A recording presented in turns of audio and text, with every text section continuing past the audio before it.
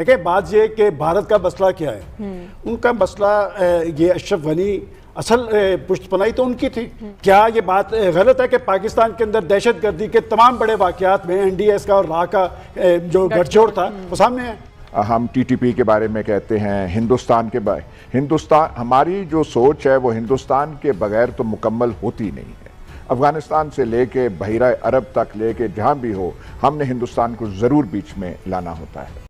सबसे पहले घबराना नहीं।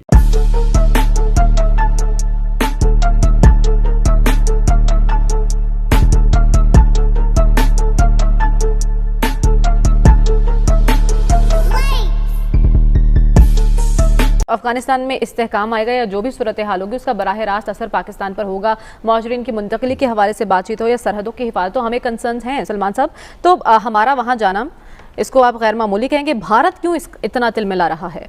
बात ये कि अफगानिस्तान के अंदर भारत का रोल क्या था, और अगर किसी को इस बात पे एतराज़ है कि भारत के तर्ज अमल पे हमें, तो मेरा ख्याल थोड़ा सा इंडियन मीडिया आज देख लें कि इतना ववेला कि DGISI अगर वहाँ पर चले गए हैं तो पाकिस्तान ने एक ज़िम्मेदाराना रोल अदा किया है। पाकिस्तान ने तो फ्रीक तक नहीं बना। पाकिस्तान तो आज से एक बार पहले तक यही कहता रहा कि अशरफ गनी की हुकूमत लेजिटिमेट गवर्नमेंट है और हम वहाँ पर एक कंसेंसस हुकूमत चाहते हैं। देखिए, बात ये कि भारत का मसला क्या है।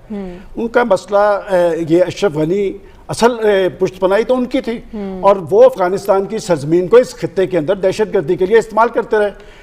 क्या ये बात गलत है कि पाकिस्तान के अंदर दहशतगर्दी के तमाम बड़े वाकयात में एनडीएस का और रा का जो गठजोड़ था वो सामने है।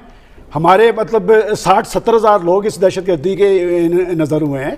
तो अगर इंडिया का भयानक और मकरूह चेहरा दुनिया के सामने रखा जाए, तो बात यह कि जी इस खित्ते के अंदर ये बात दुरुस्त है कि अमन के लिए पेशकदमी होनी चाहिए। और जब पाकिस्तान क्यों अमन की बात कर रहा था, इसलिए कि CPEC के पाकिस्तान के इक़्तिसादी मुस्तकबिल के हवाले से एक अहम चीज़ है, ये भी उन्हें हजम नहीं हो पा रही। और अफगानिस्तान में अमन के हवाले से चीन था, रूस था, ईरान था, पाकिस्तान था, तुर्की था, सब लोग यही कह रहे थे कि वहाँ पर अमन होना चाहिए और कंसेंसस गवर्नमेंट बननी चाहिए, और इससे बढ़ के देख नीति क्या हो सकती है। और कौन नहीं चाह रहा था कि आप देखें कि आज से एक हफ्ता पहले क्या खबर हाथ उठा के कि जब तक काबुल पर गलबा नहीं हुआ तालिबान का, उनकी एयरफोर्स भी इस्तेमाल हो रही थी, उनके कौंसल खाने भी इस्तेमाल हो रहे थे।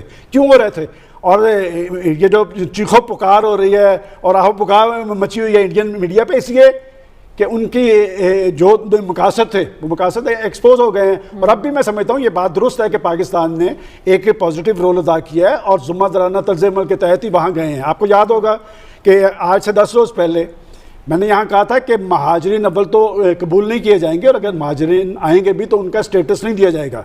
और पाकिस्तान ने इस खित्ते के अंदर अमन के लिए एक बड़ी तवील कुर्बानियाँ दी हैं। और अब भी ये जो हमारा पाकिस्तान का वफद वहाँ पर गया है महाजरीन के वाले से, बाज़ और ऐसे मामलात हैं, इस पे इंडिया को परेशानी होगी और इलाकाई फोर्सेस को कोई परेशानी नहीं है। और पाकिस्तान के पॉजिटिव रोल की वजह से वहाँ पर एक अच्छी हुकूमत भी बन रही है। और हमें बड़े फ़ख्र से ये बात कहना चाहिए कि आज तक अफगानिस्तान में पाकिस्तान दोस्त हुकूमत नहीं बनी, जिसकी वजह से इस खित्ते के अंदर दहशतगर्दी ने फ़रोग़ पाया, शिद्दत पसंदी वहाँ पर रही। पहली दफ़ा एक अच्छी हुकूमत वहाँ पर बनने जा रही है, और यकीनन ये अमन और इस्तेहकाम के वाले से एक अच्छी नवीद होगी। DGISI को ही होना चाहिए था।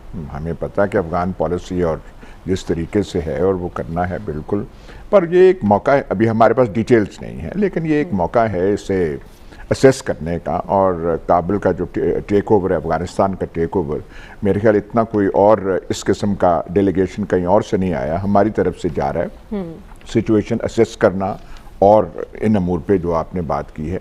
लेकिन पाकिस्तान को सिर्फ एक चीज़ थोड़ी एहतियात करनी चाहिए, ज़्यादा नसीहत करने से परहेज़ करना चाहिए। अच्छा। नंबर 1। नंबर 2, जो हमारे खदशात हैं, हम टीटीपी के बारे में कहते हैं, हिंदुस्तान हमारी जो सोच है वो हिंदुस्तान के बगैर तो मुकम्मल होती नहीं है। अफगानिस्तान से लेके बहिरा अरब तक लेके जहाँ भी हो, हमने हिंदुस्तान को ज़रूर बीच में लाना होता है। उसके बारे में तहफ़्फ़ुज़ात हैं। इनको भी थोड़ा तालिबान नए आके अपना वो कंट्रोल संभाल रहे हैं, अपने मामलात सुधार रहे हैं, उनके ऊपर वो ज़्यादा कि टीटीपी का क्या होगा, फलाने का क्या होगा, ये होगा, हमें थोड़ा सा वो इतना नहीं करना चाहिए। और एक चीज़ पाकिस्तान को देखनी चाहिए, मेरी राय है, मैं आपको दे रहा हूँ कि अगर यहाँ पे अमन इस्तेकाम अफगानिस्तान में हो जाए तो हमारा जो खित्ता है जो बिल्कुल बंद पड़ा हुआ है, कोई इंटरकनेक्टिविटी हिंदुस्तान पाकिस्तान में नहीं है, पाकिस्तान सेंट्रल एशिया में नहीं है, अफगानिस्तान की वजह से, ईरान से भी ज़्यादा नहीं है, वो खुल सकती है, नए मौके आ सकते हैं, बशर्ते कि हम पुरानी सोच से थोड़ा निकलें। अच्छा। और जो मैं अब क्या इस्तिलाह इस्तेमाल करूं, जो नवाए वक्त मकतबा फ़िक्र पाकिस्तान में है और जो हमारे जहनों पे हावी रहता है जब हम हिंदुस्तान या खित्ते की बात करें, उससे हम थोड़ा हट के देखें तो वहाँ पे इस्तेकाम जो है वो आ सकता है।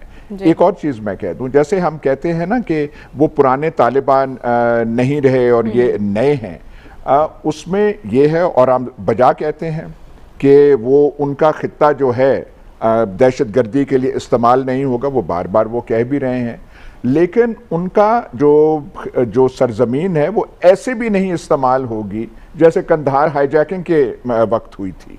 वो जिस किस्म की कुर्बत थी और जिस किस्म का वो था, अब मैं इशारों में ही बात करूंगा, वो भी अब नहीं होने का सिचुएशन वहाँ पे बदल गया। हमें लार्जर तनाजर में अफगानिस्तान को देखना चाहिए कि लार्जर पॉसिबिलिटी इससे कौन सी जन्म ले सकती है।